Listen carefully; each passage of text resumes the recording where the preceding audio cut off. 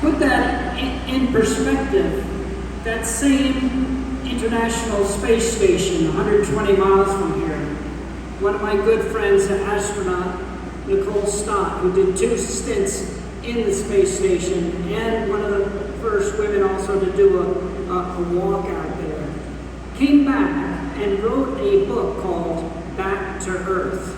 It's a wonderful book if you haven't read it.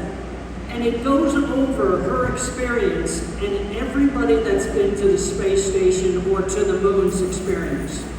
You may have heard about the picture of the moonrise, looking back at the planet Earth coming up over the moon, and what a change it made to every one of those lunar astronauts. Every space station inhabitant has a similar feeling. They look back at this blue planet, and they can see a blue halo of our fragile atmosphere. And that is what is keeping us alive here on this planet. And they look back at each of the pieces of the dirt that we call Earth, and you know what? They don't find any lines around each country from space. They're all human beings on this planet. And yet, there's another type of experience that's very similar to this when you go to outer space and you come back and you feel like you're all Earthlings. And that's an experience I got to do going 2,400 feet underwater in a manned submersible about 20 years ago. And to give you an idea, it's the opposite of going to space. You go into a small manned spaceship you're free from the ship. You start to go down and you're basically seeing the light area.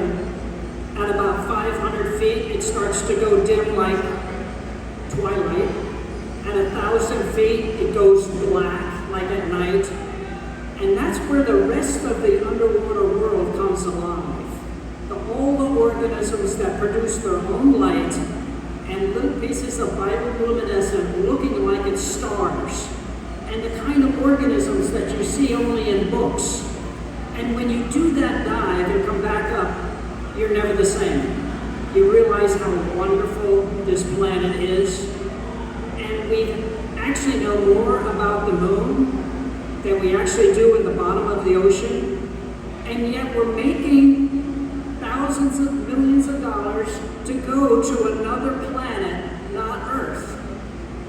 Don't you think plan A is the way to go? Save the planet we know has life. Amen to that, Doc. Well, I got to do 4 other dives with a research vessel. And you know what? They discovered a new species every day.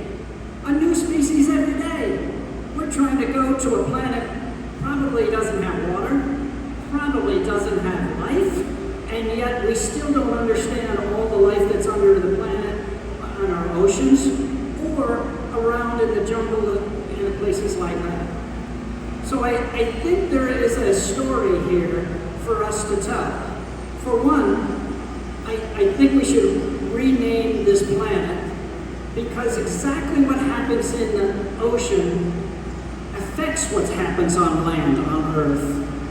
So that same view up there at the space station shows that 60 to 70% of our planet is ocean. And there are more organisms underwater than there are on land. And there's more biomass under there, but we're losing it as fast as we're finding it. And one of the things that most people have known that we're losing right now is corals. They are very unknown organisms. Most people say, well, haven't we researched everything on corals? And I have to ask them, well, do you know even what a coral is? And most of them say, well, I don't know. Is it an animal? Is it a plant? Is it a microbe? Is it a living rock? And I say, yes, yes, yes, yes. It's 4 different types of organisms and entities in one. 3 different phyla, 3 different kingdoms, all working together as a living coral. We didn't even know coral had a sexual reproduction cycle until 1985. Imagine that? Well, now we know that we can actually grow some corals using that sexual cycle. But with corals, they may give out 1 million eggs, but only 1 in 1 million makes it. I'm not done. Every 100 years. How is that, Doc? Well, it's because some of these corals, the size of that speaker, would be 100 to 200 years old. Once the size of this area would be 800 years old. If they're only successful in putting another offspring every century, but they live 8 centuries, they do fine. Until today. Until today, when we burn so much fossil fuels into the atmosphere that we can't see, can't smell. In fact, there's still some denial that it even exists, that it's a problem. But you know where that affects? It affects the ocean as well as the land. The ocean temperatures are rising. All of you that live on a farm or any place know that the air temperatures are rising. As well as the CO2 ultimately goes into plants or dissolves in the ocean and turns it into a more acidic ocean. This is why we're losing corals. Higher and lower temperatures ranges and beyond what we're supposed to. So a few years ago, I just wanted to tell people that most coral scientists needed a self-help group because we knew too much. We knew that we could see half the world's corals gone and figured no way around it. Doom and gloom. But now there's hope. There's hope because we can actually do something. I can remember acid rain when I grew up. We thought that never, also, it was half the population say it didn't exist until they couldn't catch any fish anymore. But we fixed that within 10 years. So we can fix climate change in some similar time. And we can keep the corals alive. We've lost half the world's corals. But the other half of the corals that are alive tolerate today's temperature conditions. They may not tolerate it in 100 years if we keep burning fossil fuels like there's no tomorrow. Because if we burn fossil fuels like there's no tomorrow, we may get our wish. And instead, we need to convert.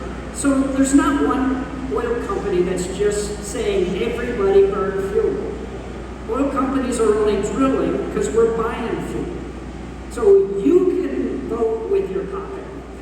You can make the change yourself. I used to own a pickup truck 20 years ago that only got 10 miles per gallon. I quickly sold it and found a pickup truck that got 20 miles per gallon. I sold that and bought a Prius that got 30 miles per gallon. I now own a Chevy Volt that drives 50 miles on electric, which I produce from my solar panels on my boat. So you all can do this. The next generation needs a piece of hope. And the piece of hope for corals is that I was the first one to actually sexually settle corals as baby corals in a laboratory. I made literally the first dozen test tube baby corals. But that led to something better, because at a year old, I had to show you under the microscope what it looked like. At a year old, it got to the huge size of a head of a pin. At 3 years old, the size of basically a golf ball. I put it on the bottom of the tank and forgot about it. Went to go move it. It grew unbeknownst to me to the bottom of the tank. I yanked it, it cracked into little pieces, and I thought I just killed the first test tube baby coral. But that's not what happened. What happened was an amazing game changer for corals. Each little tiny piece, the size of the black dot on here, actually grew back to the size that took 3 years in only a few months.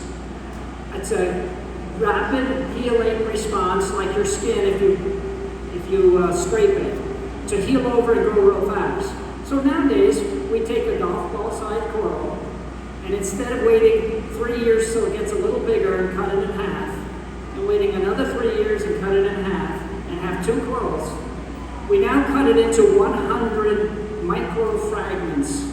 And we take those 100 microfragments and we make 100 corals in 6 months that grow back up to the size of a 3-year-old. Pretty cool. Now, it even gets better.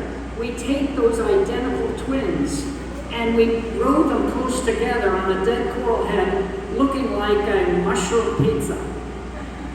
And they grow in 2 years and touch each other, and instead of fighting, they recognize each other as themselves.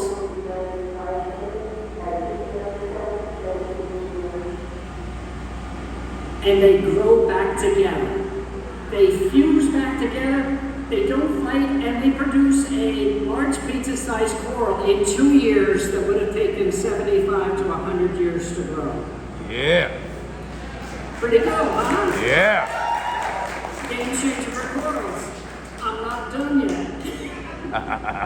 If that's not good enough, somehow, for corals, size matters and not age.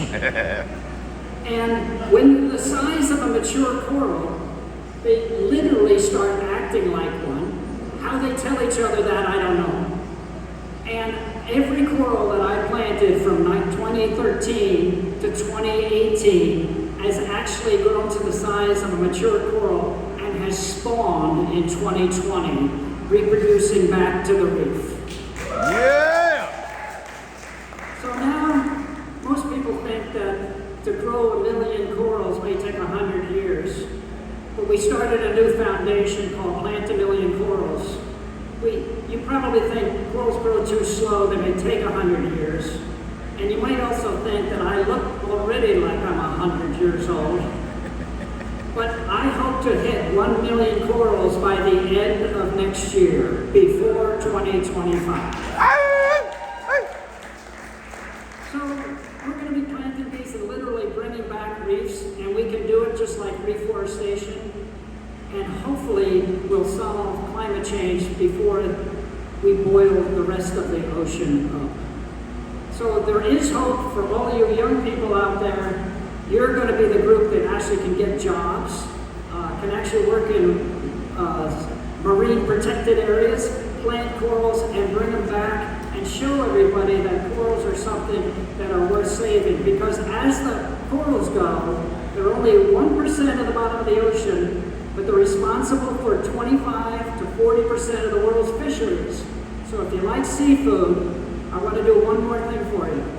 I want everybody to kind of take a deep breath for this one. Ready? Follow me. Inhale. Exhale. Okay, that was pretty poor. Now I want it bigger. Ready? Inhale. Exhale. Okay, I want to talk about that second big breath. Because the oceans produce 60% of the oxygen we breathe on land. Every other breath, the bigger breath, you need to thank the ocean. From the phytoplankton algae, to the seaweed, to the seagrass, to the algae that lives inside coral, is keeping us alive on land. So as the ocean goes, so do we on land. So let's keep it, and let's keep it going with Earth Day and Ocean Planet Day.